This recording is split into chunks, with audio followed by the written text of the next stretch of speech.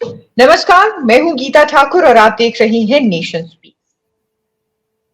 देश भर में 2024 के होने वाले लोकसभा चुनावों का इंतजार बढ़ रहा है। जैसे जैसे दिन नजदीक आ रहे हैं, वैसे वैसे सभी में चुनावों को लेकर जो उत्सुकता है वो बढ़ती जा रही है कि इस बार कौन देश की सत्ता में काबिज होने वाला है।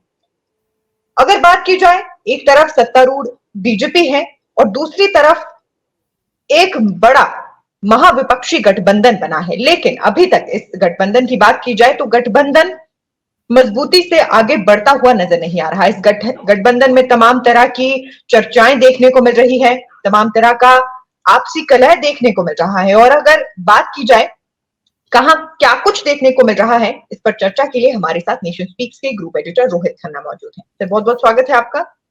धन्यवाद गीता। सर, विपक्षी गठबंधन जब से बना है तभी से आपसी कलह खुलकर सामने आ रहा है और अब इतना खुलकर सामने आ गया है कि सत्तारूढ़ बीजेपी को एक मौका मिल गया है कि बीजेपी इस विपक्षी महागठबंधन पर किसी तरीके के कोई सवाल उठा पाए।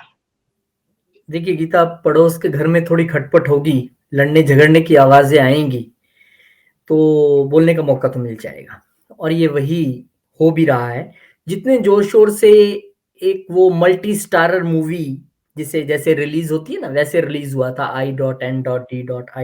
एक गठबंधन। बहुत चर्चाएं थी, छा जाएंगे, ये कर देंगे, वो कर देंगे, खत्म कर देंगे, बीजेपी को हरा देंगे, मोदी को हरा देंगे। लेकिन उसके बाद जो 3-4 बैठकें हुई, लग रहा था कि यार कुछ होने वाला है। लेकिन उसके बाद हुआ क्या? मनमुटाव। हुआ क्या? सब कुछ ठंडे बस्ते में। हुआ क्या? मध्य प्रदेश में बीजेपी के सामने कांग्रेस है तो कांग्रेस के साथ आम आदमी पार्टी अलग से लड़ रही है, आम आदमी पार्टी अलग से लड़ रही है तो अब समाजवादी पार्टी वहां से अलग से लड़ रही है। और एक जेडीयू बचा था जिसका कोई मतलब ही नहीं था मध्य प्रदेश में, अब उसने भी अपने उम्मीदवार वहां पे उतार दिए। तो कुल मिला के आप ये देख सकते हैं कि ये कैसा गठबंधन है और इस गठबंधन का क्या रूपरेखा है। वो एक स्टेज जिसपे वो 28 लोग एक दूसरे का हाथ पकड़ के खड़े थे और यहाँ एक दूसरे को हाथ या उंगली दिखाते नजर आ रहे हैं। और मध्य प्रदेश के चुनाव 230 विधानसभा की सीटें हैं। अगर कांग्रेस थोड़ा सा बड़प्पन दिखाती, अगर 2-2 4-4 सीटें ये चुनाव लड़ने के जो इच्छुक थे इनको दे देते तो क्या हो जाता? आपके घर में सीट तो आती जीत के, अगर आप इंडिया गठबंधन है तो। लेकिन आपने ऐसा नहीं किया। अब आप जगह जगह से अलग अलग तरीके के बयान आ रहे हैं। कांग्रेस इसको कांग्रेस कितना रिस्पेक्ट करती है अपने एलाइज को, ये देखने को मिलता है कि जब कमलनाथ से सवाल किया जाता है अखिलेश यादव के बारे में तो कहते हैं अखिलेश वखिलेश छोड़ो। आप ये रिस्पेक्ट करते हैं अपने एलाइज की, ये राजनीति है। अगर आप यहाँ पे बड़े भाई हैं तो यूपी में समाजवादी पार्टी बड़े भाई की भूमिका में, कल को वही ऐसे बोले तो फिर। और कमलनाथ तो राष्ट्रीय नेता है, उनको समझना चाहिए कि देश या राजनीति एक स्टेट से नहीं देश से चलती है। आने वाला चुनाव 2024 का है। तो कुल मिला के एक दूसरे पे छीटाकशी, चिरकुट कहना, धोखेबाज कहना, मतलब तमाम वो चीजें जो हैं वो इसमें देखी जा रही हैं। और ये बहुत हैरानी का विषय है कि वो एक जैसे आज तक हमने देखा कि बहुत सारे बॉलीवुड में मल्टी स्टारर फिल्में बनी हैं और जितने धड़ल्ले से आई उतने धड़ल्ले से ठूस भी हो गई, फ्लॉप होके चली गई। तो मुझे वैसा ही कुछ प्रतीत हो रहा है क्योंकि कुछ दिख ही नहीं रहा है। आप कम से कम एग्जाम्पल पेश करना था तो 2024 सभी बोलते जा रहे हैं। अब भैया वो तो फाइनल पेपर है, आप उसमें दमखम दिखाना है तो उससे पहले आपको ये जो प्री एग्जाम्स हो रहे हैं इसमें भी दमखम दिखाना चाहिए था ना। साथ में एक अच्छा एग्जाम्पल जाता, एक अच्छा लोगों में मैसेज जाता, वो आपने दिखाया नहीं है। और अब तरह तरह की बातें हो रही हैं तो जी बीजेपी को मौका मिल गया तंज कसने का। जी। और कुल मिलाकर ये कहा जा सकता है, जिस तरीके से आपने कहा कि मध्य प्रदेश में नीतीश कुमार की पार्टी यानी जेडीयू, जिसका कोई काम नहीं था, वो भी मैदान में उतर गई। लेकिन एक बात जो मैदान में उतरने के बाद साफ हुई वो ये थी कि शायद विधानसभा चुनावों में साथ लड़ने का शुरुआत से कोई प्लान रखा ही नहीं गया था। ऐसा इसलिए क्योंकि अखिलेश यादव ये कहते हुए नजर आए हैं कि अगर हमें ये पता होता कि इस तरीके से विधानसभा चुनावों में हम साथ नहीं है या फिर इस तरीके से सब होने वाला है तो हम ये सब करते ही ना, हम इस तरीके से आगे बढ़ते ही ना। मुझे एक ना गीता एक पिक्चर का सीन याद आ रहा है। एक पिक्चर थी, मुझे नाम उसका शायद भूल रहा है। उसमें कादर खान एक बहुत बड़े होटलियर होते हैं और साथ में उनके जॉनी लीवर होते हैं, उनके एम्प्लॉय होते हैं। तो जब भी वो बात करते हैं तो कादर खान के खिलाफ बात करते हैं और वो तो इनका एम्प्लॉई है। तो कादर खान पूछते तुम मेरे साथ हो या उसके साथ हो? तो वो उंगली जो है वो दूसरे बंदे की तरफ कहते थे मैं आपके साथ हूँ, उंगली दूसरे बंदे की तरफ होती थी मैं आपके साथ हूँ। तो यही हो रहा है इंडिया गठबंधन में भी, हम साथ साथ हैं, हम इकट्ठे हैं, हम धूम मचा देंगे, लेकिन इकट्ठे नहीं है। और बातें कैसी हो रही हैं, आप कवर अप देखिए कैसा हो रहा है। अरे क्या हो गया, 2-4 सीटों की तो बात है, हम वैसे तो इकट्ठे ही हैं। 2-4 सीटों की बात कर रहे हैं आप? आप मध्य प्रदेश की राजनीति का इतिहास जानते हैं पिछले कुछ सालों का? क्या हुआ था पिछली बार? 4 से 5 सीटों का फर्क था सिर्फ बीजेपी और कांग्रेस में। इस बार के जो सर्वेज है वो क्या दिखा रहे हैं? वो भी यही दिखा रहे हैं कि बहुत क्लोज मैच होने वाला है। और इस क्लोज मैच में अगर समाजवादी पार्टी या जेडीयू या आम आदमी पार्टी कांग्रेस पार्टी को 10 सीटों पे भी नुकसान पहुंचा दे, ना जीत पाए, तब क्या बाजी नहीं पलटती है? तब ये आपका बयान कहाँ जाएगा 4 से 5 सीटों का कोई मनमुटाव है, कोई दिक्कत नहीं है।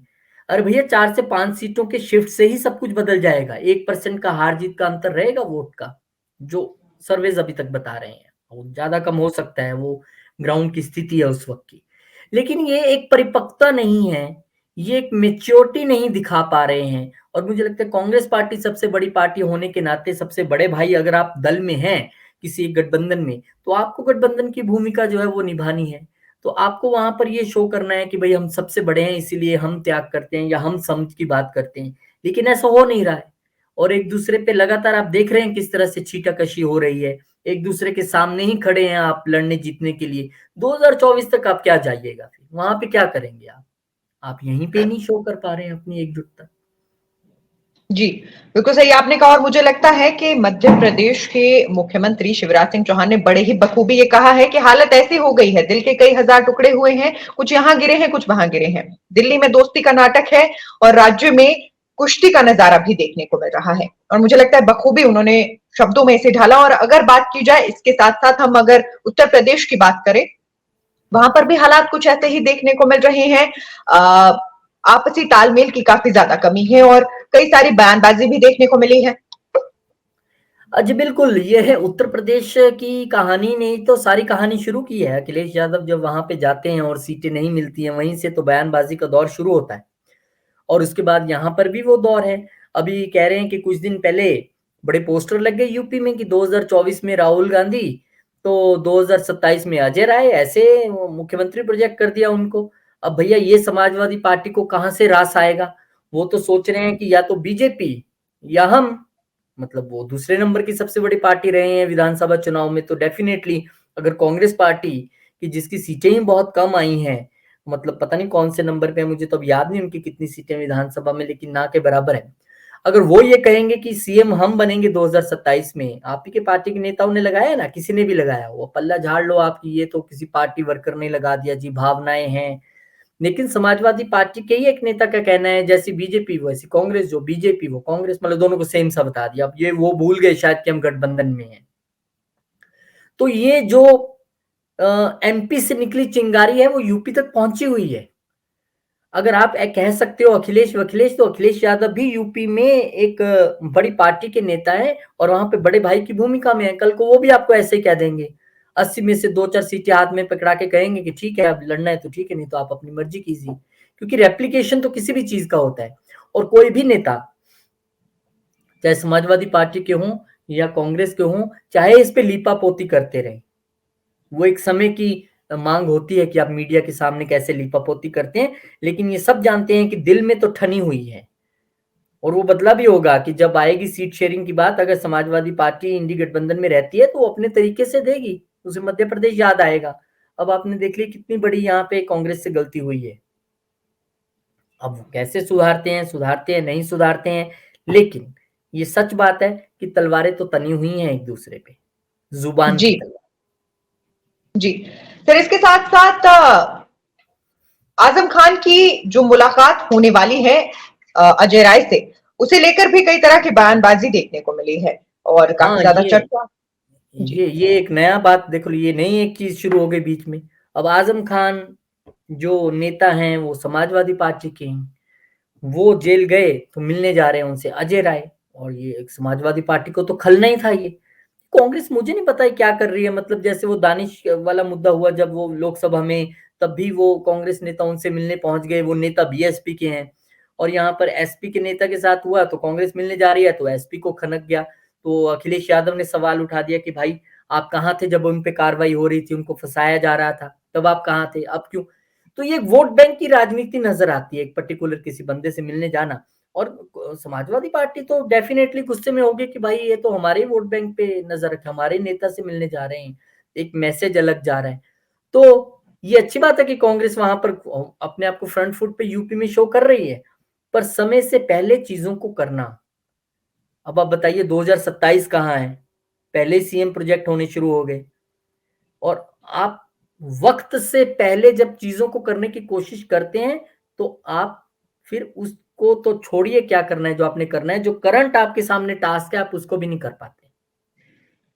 तो कुल मिला के ये 2024 की तैयारी आपको दिख रही है इंडी गठबंधन की, और ये किस तरह की तैयारी है वो आपके सामने है। एक दूसरे के लिए रोज बयान भी जारी होते हैं, एक दूसरे के खिलाफ लड़ भी रहे हैं, और एक दूसरे के खिलाफ शाम को प्रेस कॉन्फ्रेंस करके थोड़ा सा बोल भी देते हैं। नहीं नहीं, वो स्टेट के नेता बोल देते हैं, नहीं नहीं आप चिंता न करें, वो तो कोई नहीं, एक स्टेट की बात है, हम तो सब इकट्ठे हैं। ये कैसे इकट्ठे हैं, फिर वो मुझे वो कादर खान और जॉनी लीवर वाला सीन याद आ जाता है कि मैं तो आपके साथ हूँ, वो उंगली दूसरे की तरफ कहता है मैं तो आपके साथ हूँ। तो ये ऐसे ही हो रहा है इंडिया गठबंधन में, एक दूसरे को बोल रहे हैं हम आपके साथ हैं, लेकिन उंगली उधर जाती है। तो नीतीश कुमार ही वो नेता है जिन्होंने सबको इकट्ठे किया, वही थोड़ी परिपक्वता दिखाते हैं। अगर इंडी गठबंधन मजबूत है और सब साथ साथ हैं तो वही कह देते कि यार छोड़ो, मध्य प्रदेश में कौन सा हमने कभी जीते हैं, कुछ लड़े हैं, या हमने वहां सरकार बनानी है, 230 में 5 उतार भी दिए तो 2 जीत जाएंगे, 1 जीत जाएगा, हो सकता है ना जीते कोई भी। तो वही इतनी मेच्योरिटी लेवल अपना शो करते कि ठीक है हम नहीं लड़ेंगे, उन्होंने भी अपने उम्मीदवार उतार दिए। तो कहने का मतलब क्या है कि आपके पास हर चीज का एक जवाब है कि भाई वो तो 2024 के लिए हुआ है गठबंधन, जी। वो तो लोकसभा के लिए हुआ गठबंधन। लोकसभा के लिए कहां से टिकेगा, पंजाब में आपकी नहीं बन रही, हरियाणा में कांग्रेस के नेता तैयार नहीं है, दिल्ली में तैयार नहीं है, बंगाल में ममता बनर्जी के साथ ठनी हुई है, यूपी का माहौल आप देख ही रहे हो, हर रोज एक दूसरे पे चीटाकशी हो रही है, बिहार में पता नहीं क्या होगा वहां पर।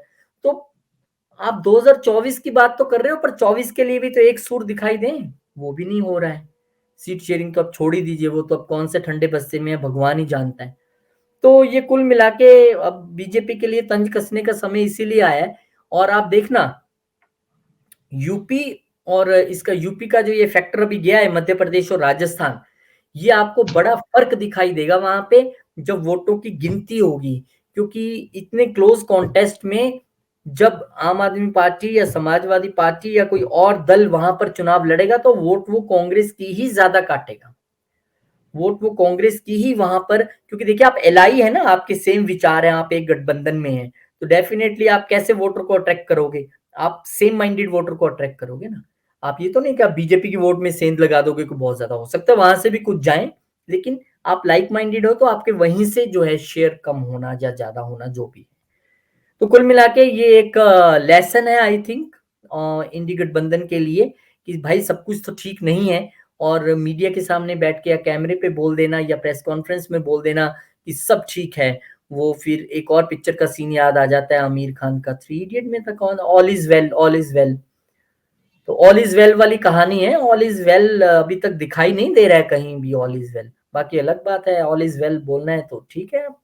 लेकिन मुझे लगता है कि जनता इस ऑल इज वेल को समझने लगी है कि ये सिर्फ कहने के तौर पर ऑल इज वेल है।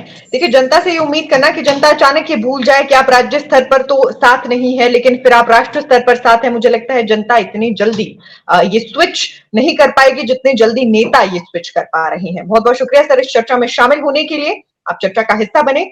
और कुल मिलाकर ये कहा जा सकता है कि गठबंधन को लेकर जो प्रतिक्रियाएं हैं, जो रिएक्शंस हैं, जो चर्चाएं देखने को मिल रही हैं, वो बहुत अच्छे संकेत नहीं है, ना ही नेताओं की तरफ से और ना ही जनता की तरफ से। उम्मीद करते हैं कि आने वाले समय में गठबंधन को लेकर और स्पष्टता देखने को मिलेगी। आप सभी से दरख्वास्त है कि नेशन स्पीक्स के यूट्यूब चैनल को लाइक, सब्सक्राइब और शेयर करना बिल्कुल ना भूलें और अपनी प्रतिक्रियाएं कमेंट बॉक्स में देना भी बिल्कुल ना भूलें।